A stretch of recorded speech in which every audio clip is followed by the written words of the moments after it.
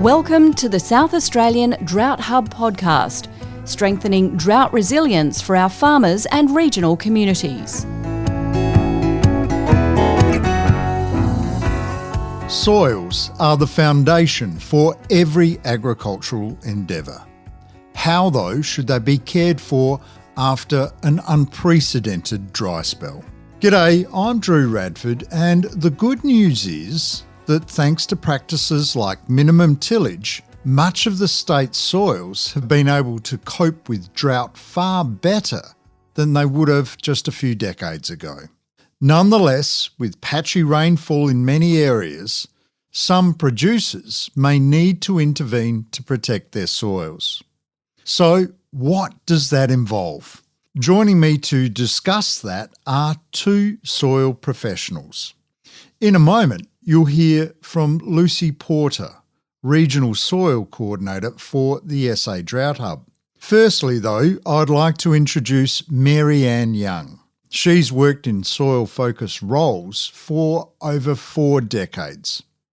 These days, she still does, but she does it as a farmer. Hello, Mary Ann. Hello, Drew. Mary Ann, you've had a few different agricultural roles over your life. These days, though, you're a farmer, which is also kind of where you started as well. Whereabouts and what do you farm? Family farms at Mananeri, which is north of Jamestown. We've farmed this area since early 1900s, and I think I'm the 4th generation on the property now. That's quite a history, to say the least, Mary Ann. So your family know the district well. What are you running on the property now? I have share farmers, so I have to give a shout out to them. They do all of the cropping work, and I don't have livestock, so it's basically cropping. Before you returned back on the land, you worked, though, in the Department of Agriculture. What was your role there? I worked for just over 40 years. I started as a soils officer working soil conservation. So right from the beginning I was working on wind and water erosion, predominantly water erosion at that time. And then through the years it's evolved more into land management. And then towards the end of my period with primary industries, I was working on recovery from things like flood, fire and drought. And erosion again features in that quite often. So there seemed to be an understanding there of what things are like in drought in particular. So most of the time though, it's been working with primary producers on managing the soil to maintain it in good condition and build in some resilience against things like flood, fire and drought. The family knowledge before you obviously amounts to a lot, and then, 40 years on the ground in the mid-north and upper north, you've obviously seen a lot during that time. How does the recent tough period compare? This is probably the worst I've seen it in the sort of more the cropping areas. It's been really bare now for quite a long time, which we haven't seen the country like that for a very long time. I can recall when I first left uni and worked home on the farm, that was in 1982, and we had a drought that year. That was quite bad, and we didn't have much ground cover at all.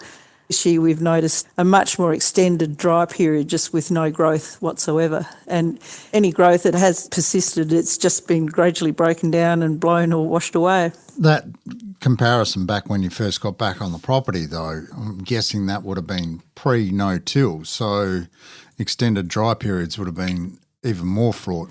Yes, it was. And the interesting thing was, though, because we had no stubbles to burn, that was the start of us getting into stubble retention on the property, because my father was quite interested in getting into stubble retention and then eventually less tillage. But it was an opportunity to actually start retaining stubbles rather than having to burn them or graze them heavily. And we went from there in terms of starting on a more conservative soil management program. I find it interesting you saying that even though the stubble is now retained, that its life is finite, that it has been such a tough period that it's eventually broken down. Yes, and that's the thing, even in paddocks where there's not necessarily been any grazing, it's just simply the fact that if you've got annual crops and pastures, they don't persist very long, particularly the more grassy species and things like that, they break down relatively quickly. And of course, legumes break down very rapidly. Stubbles generally don't break down as quickly, but because there was just so there wasn't enough of it at all. You simply have lost that cover, and of course with the winds, that's just blown cover right away. I'm seeing paddocks that you'd never imagine would be just totally devoid of cover, given their management history, but it's happened. Miriam, all farm decisions come with a risk-reward trade-off. What are some of the considerations growers should be thinking about before taking action to manage erosion? I think people are generally more aware these days of the risk of erosion, and over the time that I've seen that people have generally been considering their soil and protecting their soil, and things like changes in cropping practices and even grazing practices. Even this last few years, there's been far more cover around than there was back 50, 60 years ago. I think farmers are always highly aware of the risk of erosion and they don't want to lose their soil. But circumstances happen that it still does occur. So that's when we get to the stage of thinking, well, what sort of erosion could occur and what are some of the techniques they might employ to prevent that happening? Well, let's discuss those then. What are some of those techniques? People that have lost all the cover on their soil, it comes down then to basically what soil type they've got. So if they're on a clay-based soil, roughening the soil surface can actually help break the wind sweep.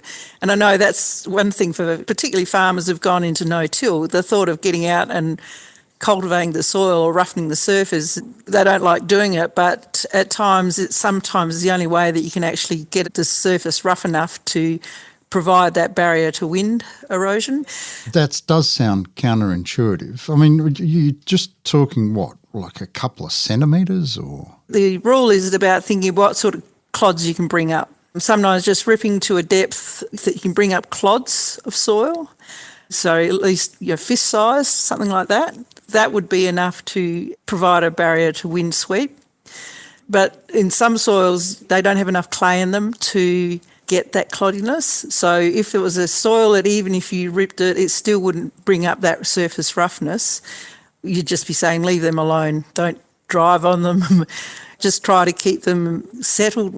For wind erosion, that's the thing, is you actually just want to try and stop the wind sweep across. So if you have the opportunity to bring up cloddy material, that can help. So some people, you'll see them get out just with an old cultivator. They don't rip up everything, but they'll just go across in strips, perhaps 50 metres apart or something like that. It doesn't have to be the whole area, but it's just enough to disrupt the wind. So it acts almost like a ramp, for want of a better description, deflects the wind up and then preserves what's behind. Yep, that's right.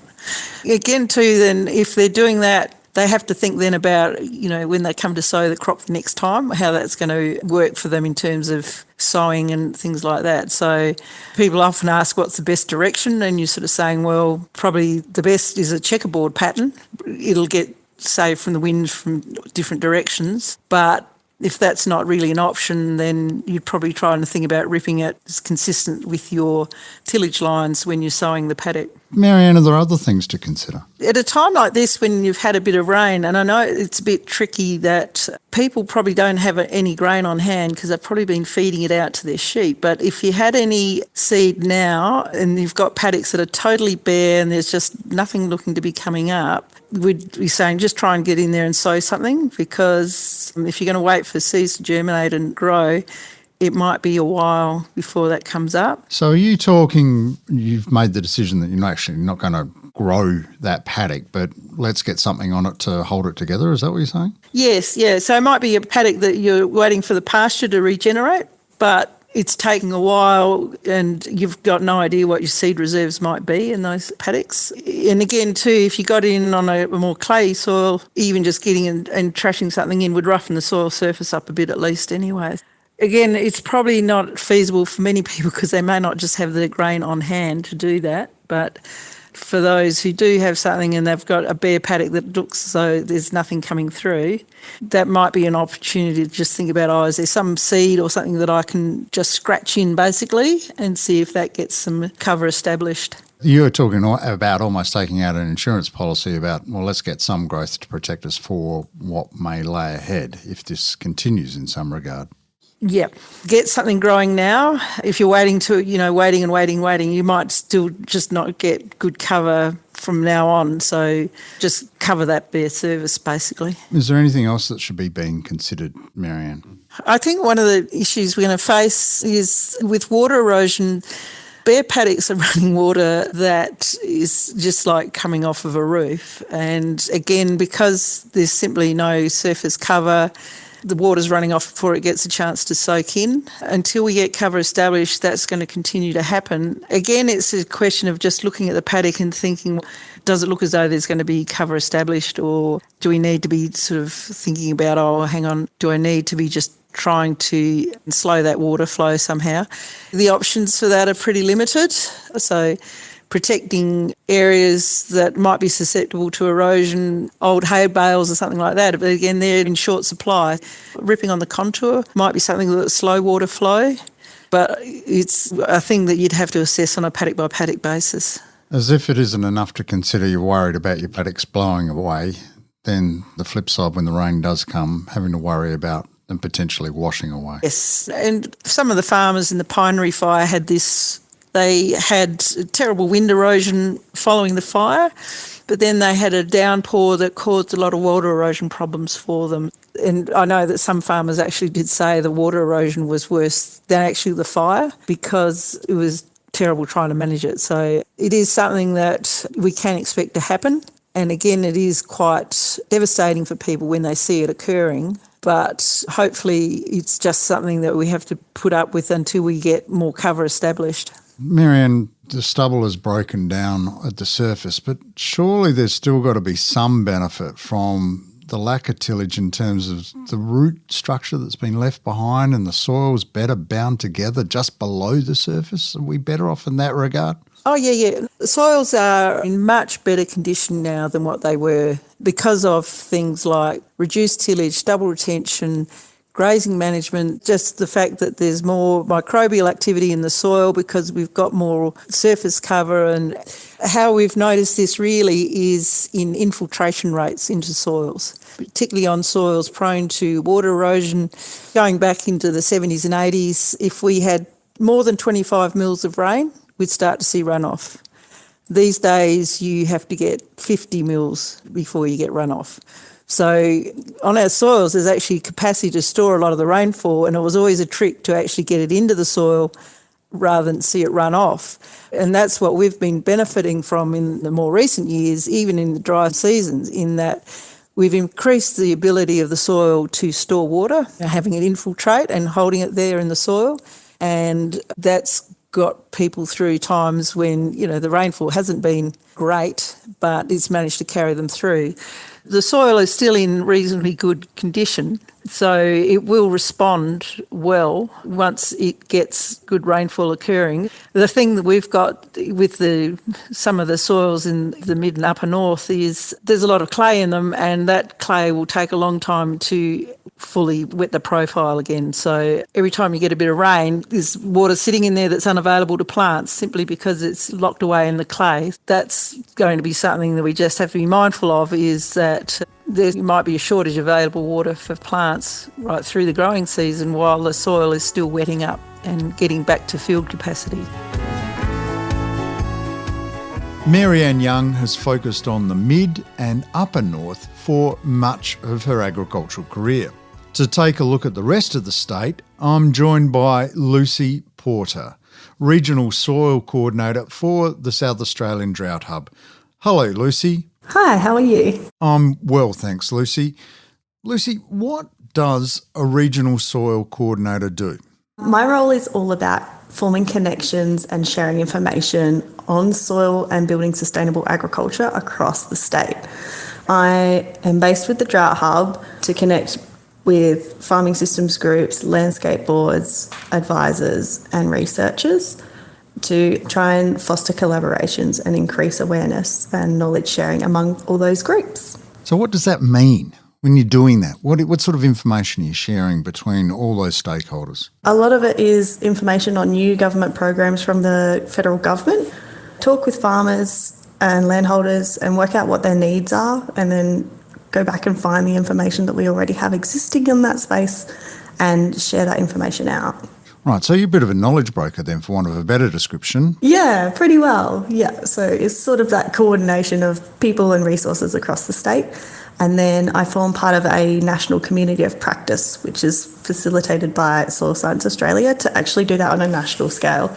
Lucy, you're getting around the state a lot, and we've spoken to Marianne Young, and she's talked about the mid-north and upper north and what she's seen there. What have you been seeing in terms of this unprecedented dry period across the state in terms of its impact on soils? It's so dry, and even last year was a bit of a tricky year. So coming off the back of a dry last year and a low productivity season, there's just really not that biomass currently around. Like, it's much lower than previous years. And then the soil moisture's all gone. So even when we went into sowing last year, there was a bit of subsoil moisture available. But this year, pretty well across the region, there's just no subsoil moisture. So everything that the farmers are sowing on is dependent on this current rainfall. And it's been really patchy. So some areas are doing okay and have had a decent break of season as such, while other regions have really just had dribs and drabs. So now we're really dependent on that follow-up rain to actually support that plant establishment and get some cover back onto the ground, because at the moment everywhere's really depleted in terms of cover.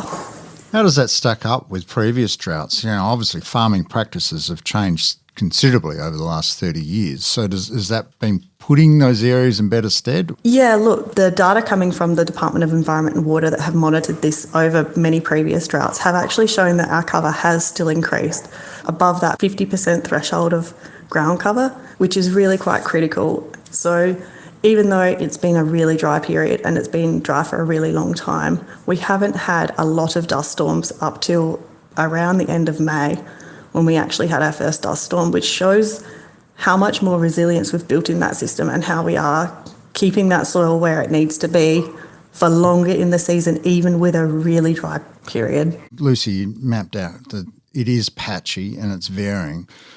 What about those people that aren't getting enough rain at the moment? What can they be doing to try and preserve their soils in their regions? And that's going to vary, obviously, from location to location. Yeah, look, a lot of people dry sowed this year because there really wasn't that much option. And then there's a lot of people that are now using containment feeding and keeping their stock in one area to sort of preserve the rest of their land as much as they can and their pastures. And that's made such a huge difference. That's definitely contributed to why we've had less dust storms pretty well to date. So now it's sort of maintaining that as much as we can, because even though now we've had a little break and start in some regions, it's now the middle of winter, so it's really cold. So the cold is actually going to impact how fast those pastures and crops can actually establish. So trying to stay off them as long as we can and get those plants to germinate and get their roots down and get some growth and vigour into them will take longer than normal because now it's so cold. So trying to protect those areas as much as we can in the meantime will help it recover faster where we can. Are there other things to consider, such as clay spreading, delving, or even strategic manures and composts? They are options. It will depend on individual businesses and where their cash flow is at. Clay spreading and delving are options. They're more emergency response at this stage. So there's lots of things to consider if you're going to go down those options, to make sure that if you are going to do some delving, to bring up those clay clods. And clay clods are really important because they help slow down the wind erosion across flat surfaces. So you want them to be about fist size.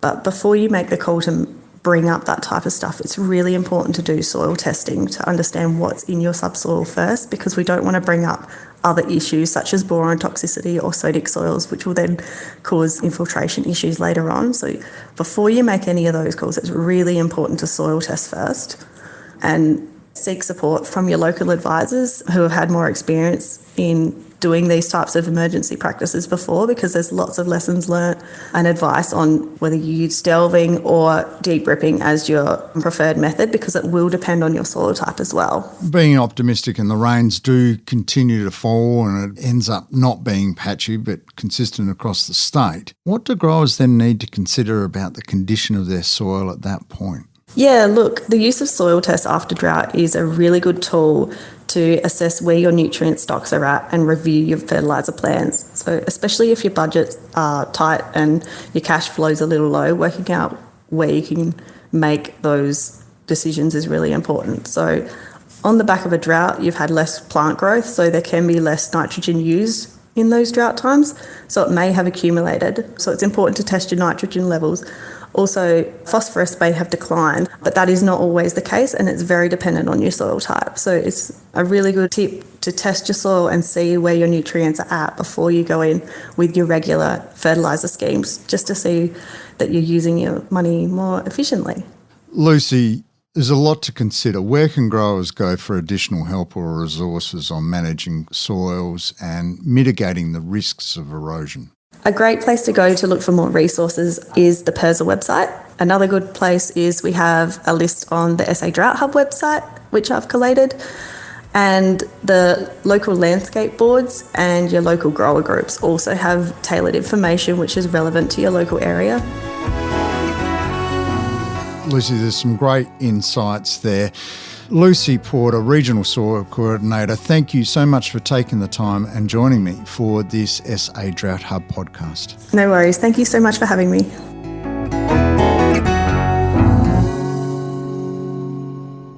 And that concludes this podcast. You'll find more podcasts on the SA Drought Hub website at sadroughthub.com.au. The South Australian Drought Resilience Adoption and Innovation Hub is one of 8 hubs established across the nation through the Australian Government's Future Drought Fund.